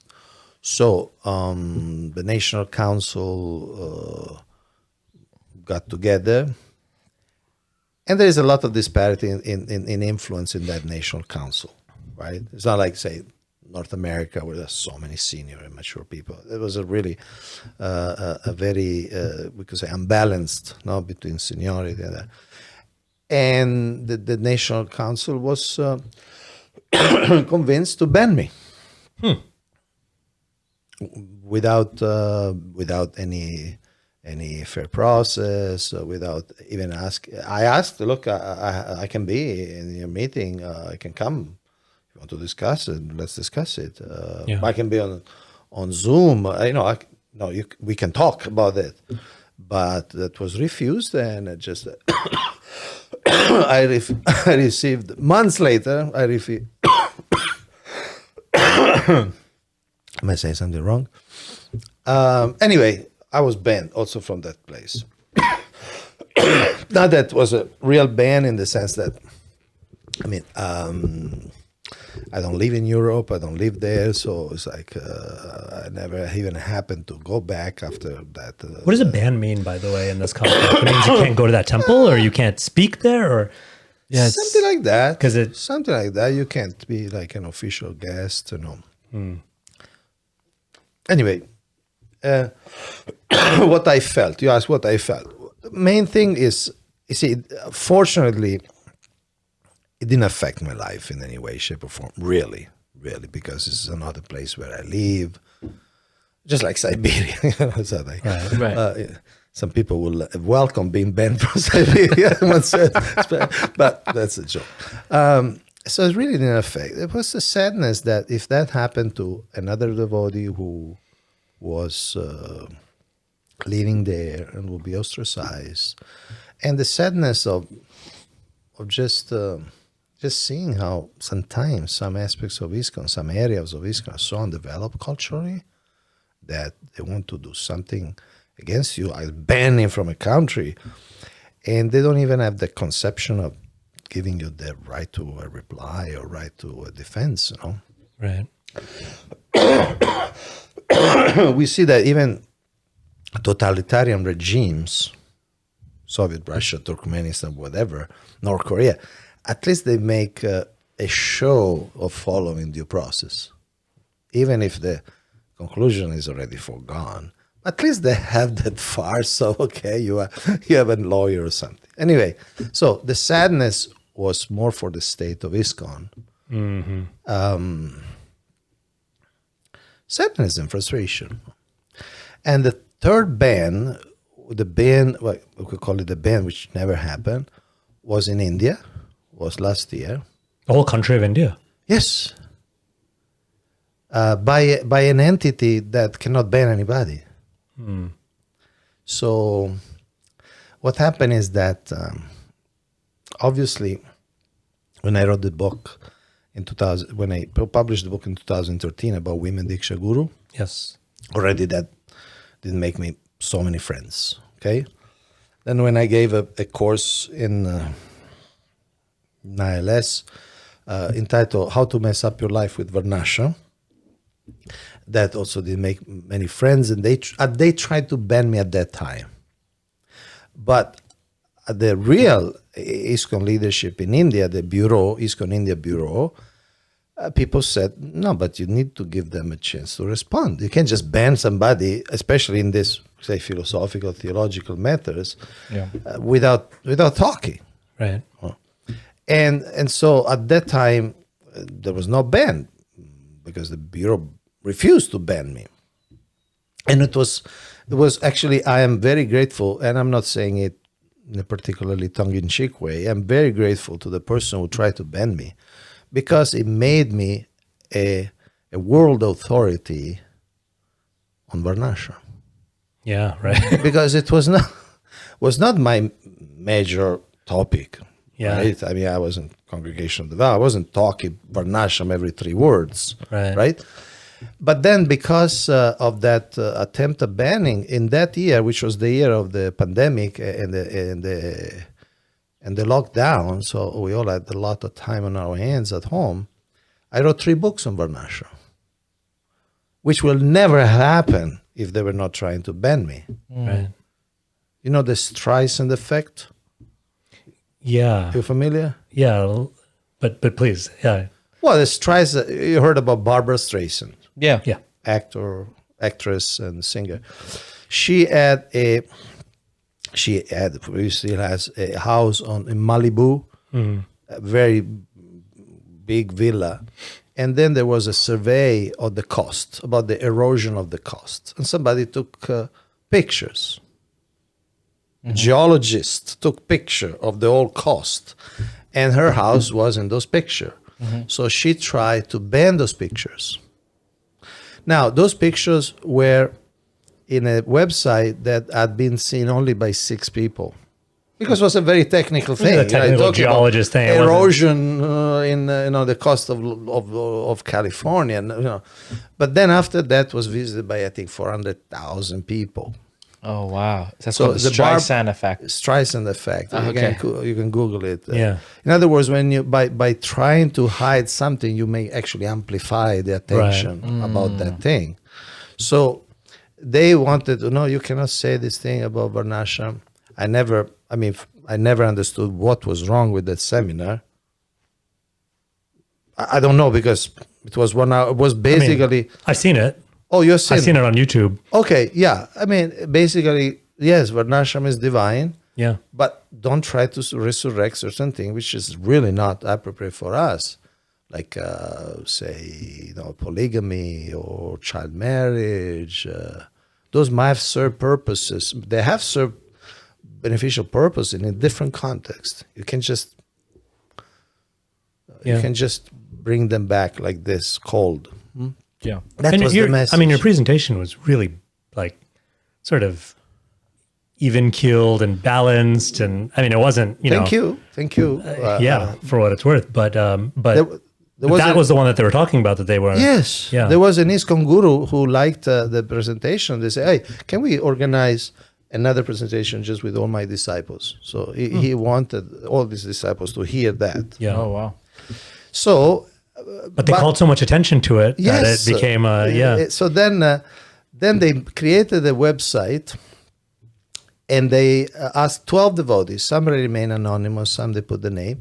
12 devotees to write against the seminar,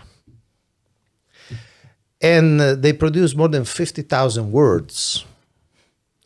And I honestly believe they couldn't find even one mistake, something wrong. Yeah. Because I quoted Srila Prabhupada, I quoted the Shastra, I quoted the Veda, I quoted Manu Samhita 6 times. Yeah.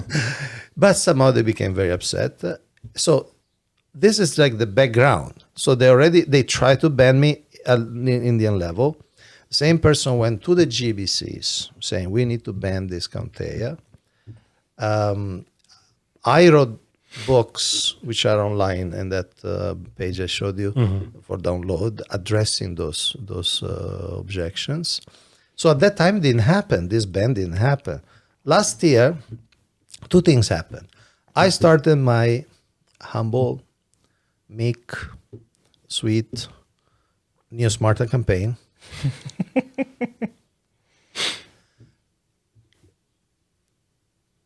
And the mentality, which was the target, was the same of the people who opposed the presentation of Varnasrama. And then I put together this book, trying to address some controversial statements by Srila Prabhupada. And why I wrote this book, can I have it? I just want to, in the back, it says, this book is for, number one, devotees affected by Srila Prabhupada's statements on race, homosexuality, or gender. Because some people are really suffering. Yeah. Their faith is really affected. How Srila Prabhupada could say this thing? So I try to explain the context, the background of many of these sentences. Number two, ISKCON leaders that must deal with the fallout from those statements. Fallout which is internal and also external. Yeah. Mm-hmm. Because those statements are being attacked constantly on the internet all over the world. Sure. Okay, so that was the intention of the book. And some people branded it as blasphemous. And so they call the Indian Continental Committee, again, rigorously, without asking me to reply or to defend myself, banned me from India. But I want to go on record, as I already was on the social media, that the ban is null and void, because the ICC doesn't have any executive, administrative, what to speak of judicial powers. It's an informal body, was never constituted officially or legally, and even if, for argument's sake, we say that it's a real body, in the mandate, they don't have administrative powers. So it's just basically an expression of opinion. Yeah. But of course, opinions can be very influential. Yeah. So many people think that I'm banned in India. Yeah. But I mean, again, to your point about the Streisand effect, right? It's like, if you wanted to, I don't know if you would be this sort of maybe crass about it, but it's like, they've suddenly given you like a great way of advertising your book, right? Like, it's like, read the book that they don't want you to read, like banned in 3 countries, whatever. Like, I mean, that was my response the day after 2 days after the ICC produced their so-called ban. At that time, there was a major email conference with thousands of people. It was called the Mayapur Open Forum. I don't know if you were ever involved. Anyway, then it got banned. It got closed down. Anyway, so and then I said the first subject line was thanks to the ICC for advertising my book, and then which I didn't put this on my website because this is really an internal book. Yeah. Again, for devotees who are affected, or for leaders who have to deal with this. Deal with this. Yeah. And this was one of the themes, as you know very well, if you interview Garuda Prabhu, was one of the main themes in the last year International Communications Conference. Correct, yeah. In Italy, in Villa Vrindavan, was one day dedicated, and it was one of the main themes in the ISKCON Communication Journal coming out of the conference, how to deal with that. So there were articles by Garuda Prabhu, articles by Yogeshwar Prabhu, article by Urmila Devi, and by Hridayananda Maharaj. So I try to submit something to that, but like for the worst reasons, I just really wanted to go to Villa Vrindavan and have the tiramisu again. This is the best tiramisu I've ever had in my life, devotee prasad. So I was like, I got to get to that conference somehow. And it's like, I'll write a paper. I'll do whatever you want. You wrote a paper? I didn't end up doing it, but I thought about it really hard. I was like, if there's one place to tackle a difficult topic, it's It's Villa Villa Vrindavan. Vrindavan, Because yeah. at least you know the prasadam is going to be like out of this world. Shout out to Villa Vrindavan. Shout out to Villa Vrindavan pizza and tiramisu. But I was back shaped to, up in Villa Vrindavan. Oh, nice. So in one sense, that's my home temple. so you have a soft spot for Villa Vrindavan. Always. I think everyone has a spot. How can you not? It's Villa Vrindavan. It was Machiavelli's summer home or something, wasn't it? Close. Or did that story just get bigger and bigger? The house of Machiavelli is just 500 meters. No, that's up the road. Spain. That's Spain. That's New Vrajamandala. No, Machiavelli was a Machiavelli was living some, say, 500 meters from Villa. from Villa Vrindavan. Oh, okay. Spain was some other. There was a time, right, in ISKCON history where they were just like buying these like, It might have estates that were visited, connected. but it was not his house. but it wasn't his house. Anyway, so But you were saying that they had the conference and yeah. like, So for instance,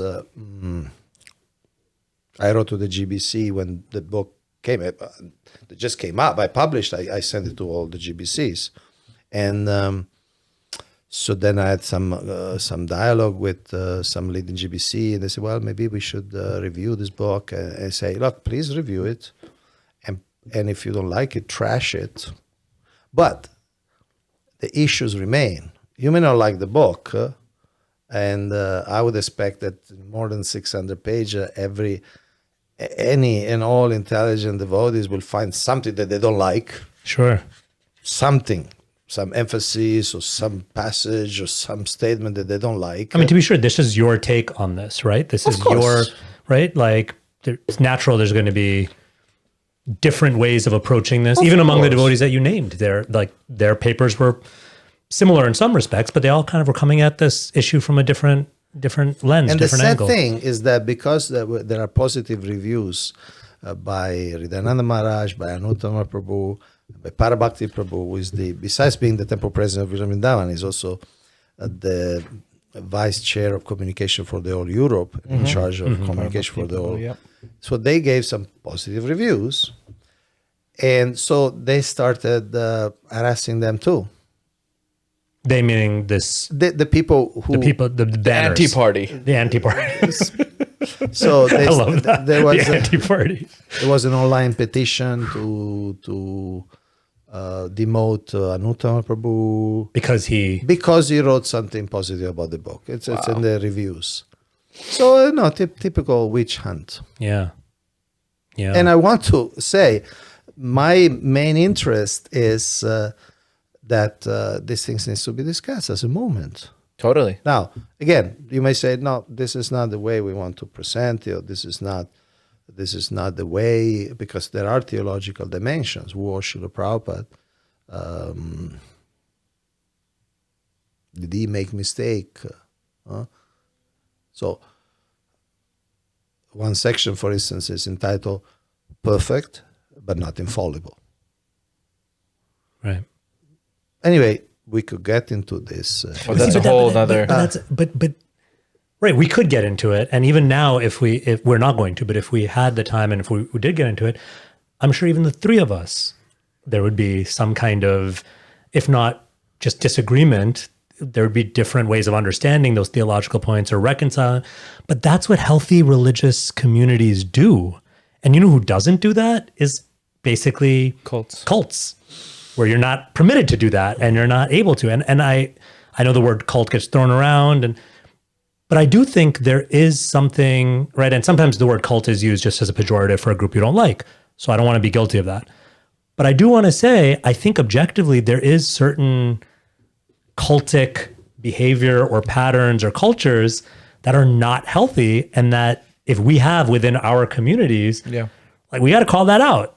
And to me, not being able to have mature adult conversations and discussions where we grapple with this stuff and where we're free to kind of disagree with each other, but then also still, love each other at the end of the day. And like, if we're not able to do that, that should be a red flag that, like, there's something kind of unhealthy about our community if we can't do that, or if just suggesting that gets you banned. We need and more that's conversations. we could sense is the overall sadness, because thank God, you could see I'm still welcome in many environments. Just yesterday morning, one lady from Washington D.C. came up to me. I never met this lady. She said, "Oh, I'm reading what you write. Thank you very much. Have your new Smarter books. Thank you." And some other lady said, And that lady's name is Jill Biden. No, just kidding. Sorry, we're not going to get into U.S. politics. But and then I was there with my phone and said, "You want to make a reel? Just say these things." So, no. Otherwise, I'll be ostracized in India. wow, so she felt like she could privately tell you she appreciated it, but she wouldn't go on the record. But she's not the only one. Yeah. She's not the only one. And in one sense, that's the saddest part. Like you said, that if we as a movement, we can't even dialogue on this, what does it say about our maturity? We're supposed to be, the Brahmanas discuss this thing. Now, we may have difference of opinion or difference of emphasis.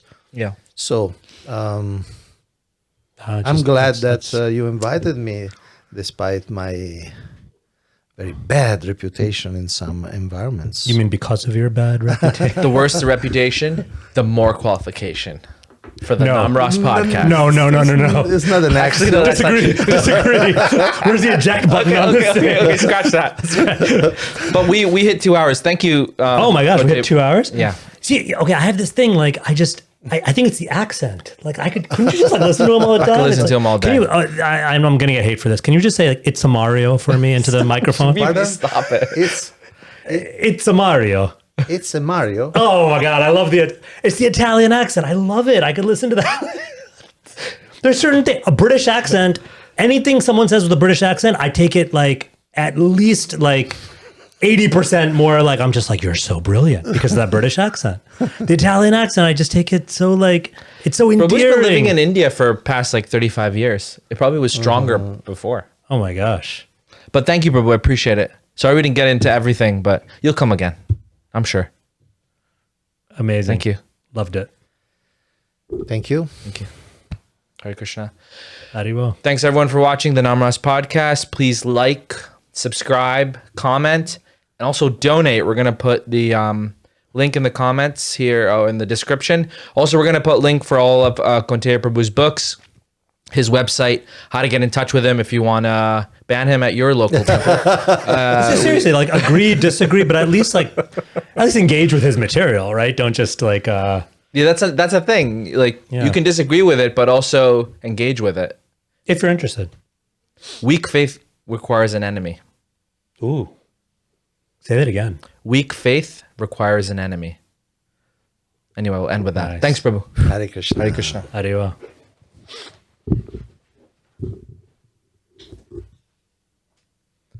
Krishna, Krishna, Krishna Krishna, Hare Hare.